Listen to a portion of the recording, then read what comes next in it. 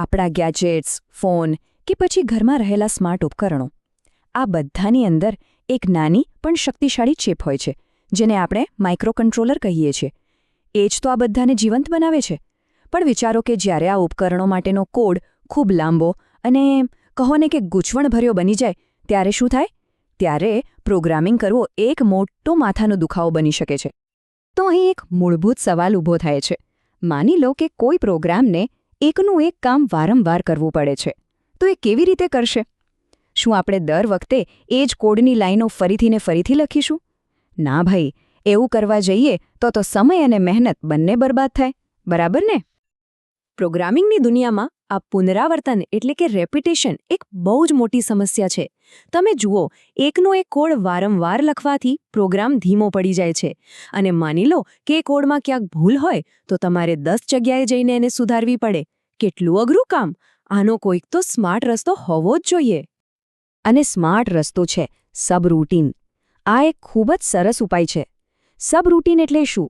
સમજો કે પ્રોગ્રામની અંદર જ એક નાનો સ્પેશિયલ પ્રોગ્રામ છે. દાખલો આપું, જેમ કોઈ મોટો બિલ્ડર પ્લમ્બિંગના ખાસ કામ માટે કોઈ સ્પેશિયલિસ્ટ પ્લમ્બરને બોલાવે, બસ એ જ રીતે આપણો મુખ્ય પ્રોગ્રામ કોઈ ખાસ કામ માટે સબરૂટીનને બોલાવે છે. ચાલો આ સબરૂટીનને થોડું વધુ સમજીએ. આખરે છે શું? તો જો એકદમ સરળ ભાષામાં કહીએ તો સબરૂટીન એક કોડનો એક નાનો ટુકડો છે. એને એકવાર લખી નાખો અને પછી ગમે તેટલી વાર વાપરો. એ એક ચોક્કસ કામ કરે છે અને જ્યારે પણ એ કામની જરૂર પડે ત્યારે મુખ્ય પ્રોગ્રામ એને ખાલી એક અવાજ મારે છે. ઓકે, તો પ્રોગ્રામ સબરૂટીનને બોલાવે છે એ તો સમજાયું, પણ એ ત્યાંથી પાછું કેવી રીતે આવે છે? આ આવવા જવા માટે 2 ખાસ કમાન્ડ્સ છે. પહેલો છે કોલ, જે સબરૂટીન પાસે લઈ જાય છે, અને બીજો છે રિટર્ન, જે કામ પત્યા પછી પાછો લઈ આવે છે. ચાલો આખી પ્રોસેસ કેવી રીતે થાય છે એ સ્ટેપ બાય સ્ટેપ જોઈએ. જરા કલ્પના કરો, આપણો મુખ્ય પ્રોગ્રામ એક પછી એક સૂચનાઓ પર શાંતિથી કામ કરી રહ્યો છે. ત્યાં જ અચાનક એને કોલ કમાન્ડ મળે છે. બસ એ તરત જ પોતાનું કામ ત્યાં જ અટકાવીને સીધો સબરૂટીન પાસે પહોંચી જાય છે. પછી સબરૂટીન પોતાનું જે પણ કામ હોય એ ફટાફટ પૂરું કરે છે, અને જેવો એને રિટર્ન કમાન્ડ મળે છે એ તરત જ પાછો મુખ્ય પ્રોગ્રામમાં બરાબર એ જ જગ્યાએ આવી જાય છે જ્યાંથી એ ગયો હતો. જાણે કંઈ થયું જ ન હોય. અને હા, આ કોઈ આપણે બનાવેલી વાત નથી. આ માહિતી સીધી જ સોર્સ મટીરિયલમાંથી આવે છે. એમાં સાફ લખેલું છે કે કોલ સૂચના પ્રોગ્રામને સબરૂટીન પર લઈ જાય છે અને રિટર્ન સૂચનાને પાછી એની મૂળ જગ્યાએ લઈ આવે છે. એકદમ સ્પષ્ટ. પણ જરા થોભો, અહીં એક બહુ મોટો અને રસપ્રદ સવાલ છે. આ 8051 માઇક્રોકન્ટ્રોલરને યાદ કેવી રીતે રહે છે કે એને પાછું ક્યાં જવાનું છે? મતલબ મુખ્ય પ્રોગ્રામમાં તો હજારો લાઈનો હોય, એમાંથી બરાબર કઈ લાઈન પર પાછું ફરવાનું છે એ એની કોણ કહેશે? કંઈક તો મિકેનિઝમ હશે ને? આ સવાલનો જવાબ 8051ની એક ગુપ્ત શક્તિમાં છુપાયેલો છે, અને એ શક્તિનું નામ છે સ્ટેક મેમરી. હા, 8051 પાસે એક એવી જ જબરદસ્ત ઓટોમેટિક સિસ્ટમ છે જે આ યાદ રાખવાનું બધું જ કામ પોતાની જાતે જ કરી લે છે. અને જુઓ, આ વાતનું પ્રમાણ પણ આપણને સીધું સોર્સમાંથી જ મળે છે. અહીં લખ્યું છે કે 8051 પાસે આ કામ માટે એક ખાસ મિકેનિઝમ છે જે સંપૂર્ણપણે ઓટોમેટિક છે, અને શેનો ઉપયોગ કરે છે? સ્ટેક મેમરીનો.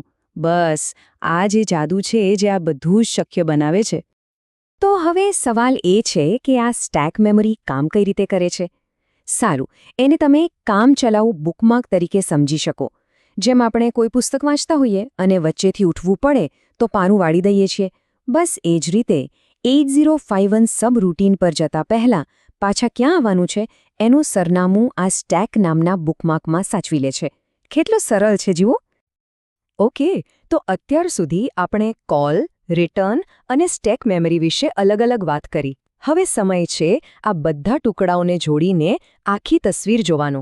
ચાલો જોઈએ કે આ બધું સાથે મળીને કેવી રીતે એકદમ પરફેક્ટ રીતે કામ કરે છે.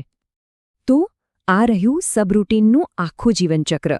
સૌથી પહેલાં જેવો કોલ કમાન્ડ આવે, 8051 તરત જ પાછા ફરવાનું એડ્રેસ સ્ટેકમાં મૂકી દે છે. પછી પ્રોગ્રામ સબરૂટીન પર કૂદકો મારે છે અને પોતાનું કામ પૂરું કરે છે.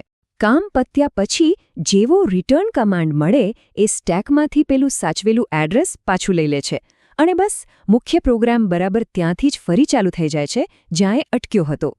અને સૌથી મજાની વાત, આ બધું જ આપમેળે થાય છે. આમ આ આખી વાતનો સારાંશ બસ એક જ વાક્યમાં આવી જાય છે.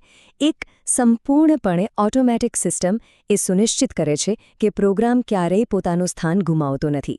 ખરેખર આ સિસ્ટમ કેટલી સુંદર અને ભરોસાપાત્ર છે એ આ એક જ લાઇન પરથી સમજાઈ જાય છે.